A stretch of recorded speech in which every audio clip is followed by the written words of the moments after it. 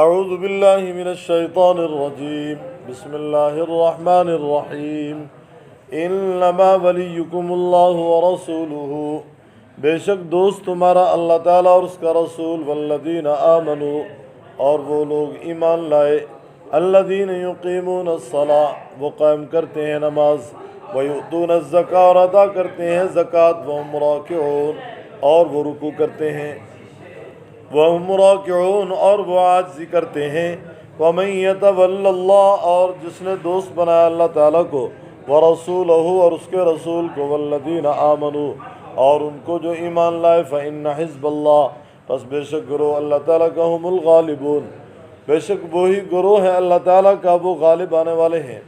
یا ایھا الذین آمنوا اے ایمان والو، لا تتخذوا الذین اتخذوا دینکم ہزوا نہ بناؤ ان کو جنہوں نے کیا تمہارے دین سے ہزوا ٹھٹھا، ولعبا اور بنایا کھیل، من الذین ان لوگوں میں سے اوتوا الکتاب دی گئی جن کو کتاب، من قبلکم تم سے پہلے، اور نہ بناؤ والکفار کفار کو اولیاء دوست، واتقوا اللہ اور ڈرو اللہ تعالیٰ سے، ان کنتم مؤمنین اگر ہو تم ایمان لانے والے۔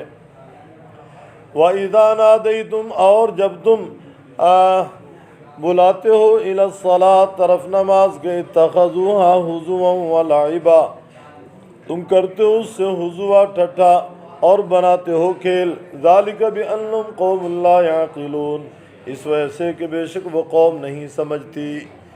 توجہ میں گزشتہ سے پیوستہ سبق میں آپ نے پڑھا، اے ایمان والو لا تتخذوا الیہود والنصارى نہ بناؤ یہود اور نصارہ کو اولیاء دوست، فرمایا بعض ان کے دوست ہیں بعض کے، جس نے ان کو دوست بنایا تم میں سے بے شک وہ انہی میں سے ہوگا۔ گویا یہود اور نصارہ سے یاری نہ لگاؤ، یہود اور نصارہ سے دوستی نہ کرو۔ اب کس سے دوستی کرنی ہے؟ دوست تمہارا کون بن سکتا ہے؟ کس سے تم دوستی رکھ سکتے ہو؟ اللہ تعالیٰ فرمانے انما ولیکم اللہ ورسولہ، بے شک تمہارا دوست اللہ اور اس کا رسول۔ حقیقت میں جس سے دوستی لگائی جا سکتی ہے وہ اللہ تعالیٰ اور رسول اللہ صلی اللہ علیہ وسلم ہے۔ فرمایا بے شک تمہارا دوست اللہ اور اس کا رسول، والذین آمنوا اور تیسرے نمبر پہ وہ لوگ جو ایمان لائے۔ اب ہر آدمی تو دعویٰ کرتا ہے کہ میں مومن ہوں، میں مومن ہوں، میں مومن ہوں۔ اللہ تعالیٰ فرماتے ہیں صرف دعویٰ نہیں بلکہ عملاً دیکھنا پڑے گا مومن کون ہے، ایمان کی صفات کس کے پاس ہیں۔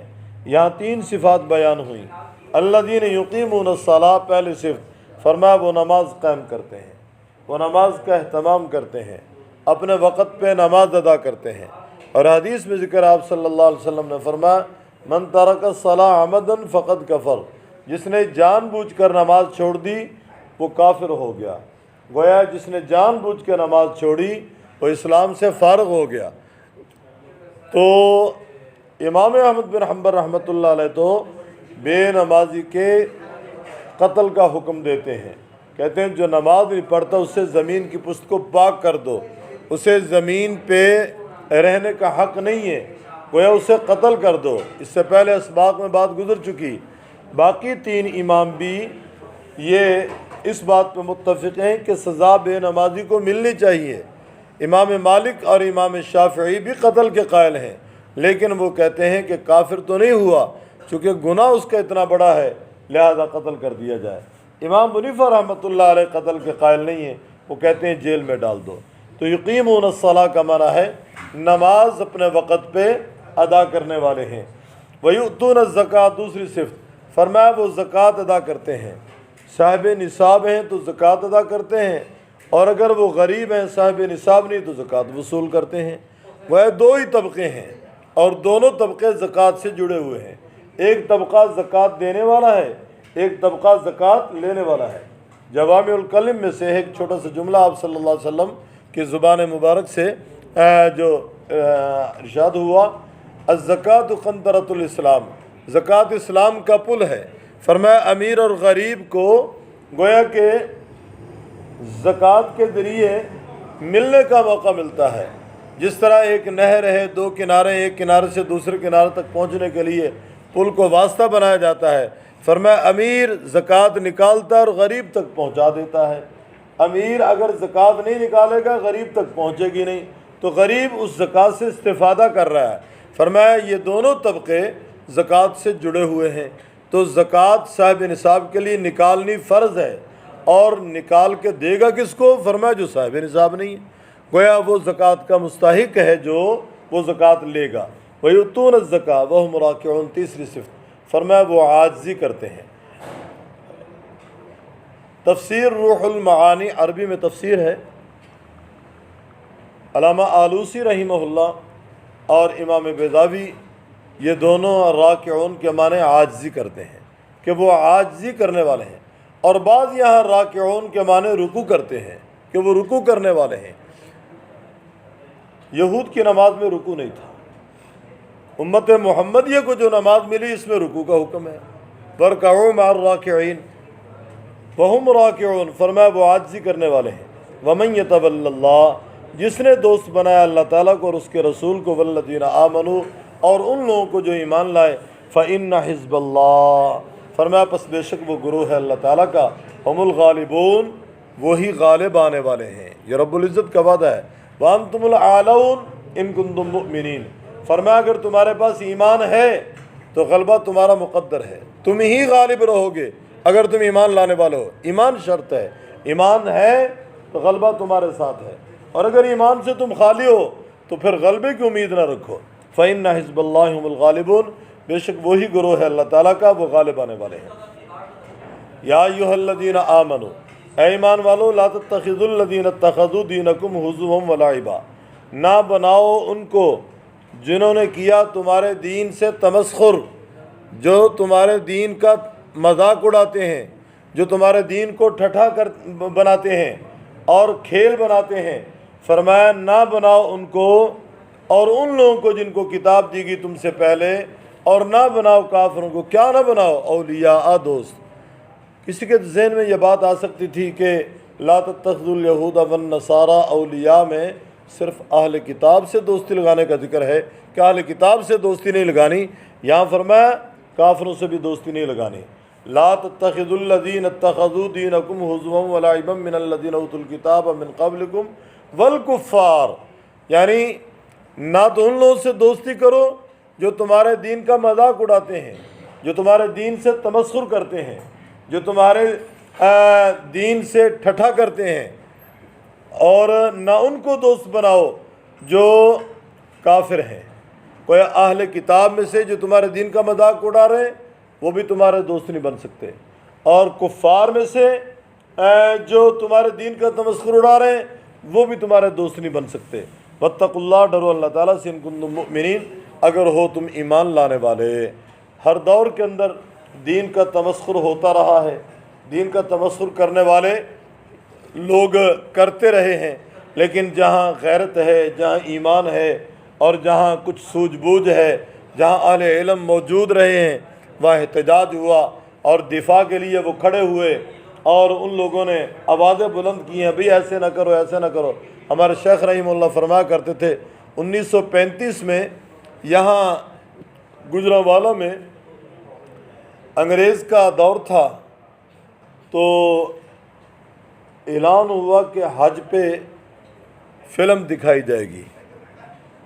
کہنے کہ تمام مسالک کے علماء سر جوڑ کر بیٹھ گئے کہ حج پہ فلم دکھانے کا معنی یہ کہ ہمارے دین کے ساتھ وہ تمسخر کریں گے، چونکہ شاعر اللہ میں سے حج کا مذاق اڑائیں گے وہ، لہذا روک تھام ہونی چاہیے۔ چنانچہ علماء نے جلسہ بھی کیا اور جلوس بھی نکالا، احتجاج کیا، انگریز نے پابندی لگا دی۔ انہوں نے کہا کہ حج کی فلم نہیں دکھائی جائے گی۔ اب دیکھیں اذان ہو رہی ہے، ہم اپنے کام میں مشغول ہیں، یہ اذان سے مذاق ہو رہا ہے۔ جماعت کھڑی ہے، ہم دروازے پہ یہ چوک میں کھڑے ہو کر اپنی گفتگو میں مشغول ہیں، یہ نماز کے ساتھ تمسخر اور مذاق ہے۔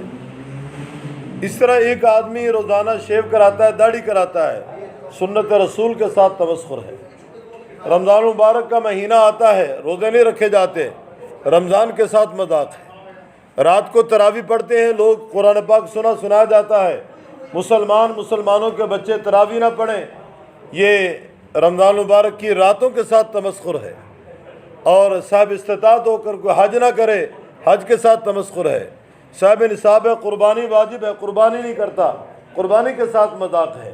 تو فرمایا اے ایمان والو، نہ بناؤ ان کو جنہوں نے کیا تمہارے دین سے ٹھٹھا اور بنایا کھیل ان لوگوں میں سے دی گئی جن کو کتاب تم سے پہلے، اور نہ بناؤ کافروں کا اولیاء دوست۔ واتقوا اللہ، اور ڈرو اللہ تعالیٰ سے، ان کنتم مؤمنین، اگر ہو تم ایمان لانے والے۔ وَإِذَا نَادِيتُمْ إِلَى الصَّلَاةِ، اور جب تم آواز دیتے ہو نماز کے لیے، بلاتے ہو نماز کے لیے، بلانے سے مراد جب تم اذان دیتے ہو، اذان اللہ اکبر اللہ اکبر اللہ اکبر اللہ اکبر، اشہد ان لا الہ الا اللہ، اشہد ان لا الہ الا اللہ، اشہد ان محمد الرسول اللہ، اشہد ان محمد الرسول اللہ، حی علی الصلاۃ، توحید کا اعلان، محمد الرسول اللہ کی رسالت کا اعلان۔ اس کے بعد نماز کی طرف بلایا جا رہا ہے، حی علی الصلاۃ، آ جاؤ نماز کی طرف، حی علی الفلاح، آ جاؤ کامیابی کی طرف۔ تو فرمایا جب تم بلاتے ہو نماز کے لیے، اذان دیتے ہو، اتخذوها ہزوا ولعبا، تو کرتے ہیں اس سے ٹھٹھا اور بناتے ہیں کھیل، اس وجہ سے کہ بے شک وہ قوم لا یعقلون، بے سمجھ ہے۔ مدینہ طیبہ میں ایک نصرانی تھا، عیسائی، کہتے ہیں جب اذان ہوتی تو اشہد ان محمد الرسول اللہ پہ گویا وہ کہتے ہیں بڑا جلتا، برداشت نہ کر پاتا اس جملے کو، اس کلمے کو، اور وہ کہتا قد حرق الکاذب قد حرق الکاذب قد حرق الکاذب، تحقیق جھوٹا جل گیا، تحقیق جھوٹا جل گیا، چونکہ وہ خود جھوٹا تھا، وہ خود جھوٹا تھا۔ خدا کا کرنا ایسا ہوا جو اس کی زبان سے جملہ نکلا اسی پہ صادق آیا۔ اس کے گھر میں اس کی باندھی لونڈی آگ لائی۔ دیکھیں آج سے پیچھے چلے جائیں نا، 50 سال پیچھے چلے جائیں تو غربت تھی، سادگی تھی، محبت تھی، ایک دوسرے کے ساتھ ہمدردی تھی، ایک دوسرے کے ساتھ برتاؤ تھا، لینا دینا تھا، اور ایک دوسرے کی خیریت پوچھی جاتی تھی۔ ایک گھر میں آگ جلتی، اسی گھر سے آگ لے کر 10 گھر آگ جلا لیتے تھے۔ تو آگ لینے کے لیے آگ لے کر آئی وہ ان کی باندھی، اس گھر کے اندر اس سے چنگاری اڑی، کسی بستر پہ پڑ گئی، بستر کو آگ لگی، اس سے اور سامان کو آگ لگی، حتیٰ کہ گھر کا سامان جل گیا۔ تو اس نے جو جملہ کہا تھا قد حرق الکاذب، گویا اللہ تبارک و تعالیٰ نے اسے ہی اس عذاب میں گرفتار کر دیا کہ وہی آگ میں جل گیا۔ تو اللہ تعالیٰ فرماتے ہیں جب تم بلاتے ہو نماز کے لیے، اتخذوها ہزوا ولعبا، کرتے ہیں اس سے ٹھٹھا اور بناتے ہیں اس کو کھیل، اس وجہ سے کہ وہ قوم ہے لا یعقلون، جو نہیں سمجھتی، وہ بے عقل ہیں لوگ۔ آ جائے گا انما ولیکم اللہ، بے شک دوست تمہارا اللہ تعالیٰ، ورسولہ، اور اس کا رسول، والذین آمنوا، اور وہ لوگ ایمان لائے، الذین یقیمون الصلاۃ، وہ لوگ قائم کرتے ہیں نماز، ویؤتون الزکاۃ، اور ادا کرتے ہیں زکوٰۃ، وہم راکعون، اور وہ عاجزی کرتے ہیں، ومن یتول اللہ، اور جو دوست بناتا ہے اللہ تعالیٰ کو، ورسول، اور اس کے رسول کو، والذین آمنوا، اور ان کو جو ایمان لائے، فإن حزب اللہ، بس بے شک وہ گروہ ہے اللہ تعالیٰ کا، ہم الغالبون، وہ غالب آنے والے ہیں۔ یا ایھا الذین آمنوا لا تتخذوا الذین اتخذوا، اے ایمان والو نہ بناؤ ان کو جنہوں نے کیا تمہارے دین سے ہزوا ٹھٹھا، ولعبا، اور بنایا کھیل، من الذین، ان لوگوں میں سے، اوتوا الکتاب، دی گئی جن کو کتاب، من قبلکم، تم سے پہلے، والکفار، اور نہ بناؤ کافروں کو اولیاء دوست، واتقوا اللہ، اور ڈرو اللہ تعالیٰ سے، ان کنتم مؤمنین، اگر ہو تم ایمان لانے والے۔ وَإِذَا نَادَيْتُمْ إِلَى الصَّلَاةِ، جب تم بلاتے ہو طرف نماز کے، اتخذوها ہزوا ولعبا، کرتے ہیں اس سے ٹھٹھا اور بناتے ہیں اس کو کھیل، ذالک بأنہم، اس وجہ سے کہ بے شک وہ قوم ہے لا یعقلون، بے عقل، وہ قوم نہیں سمجھتی۔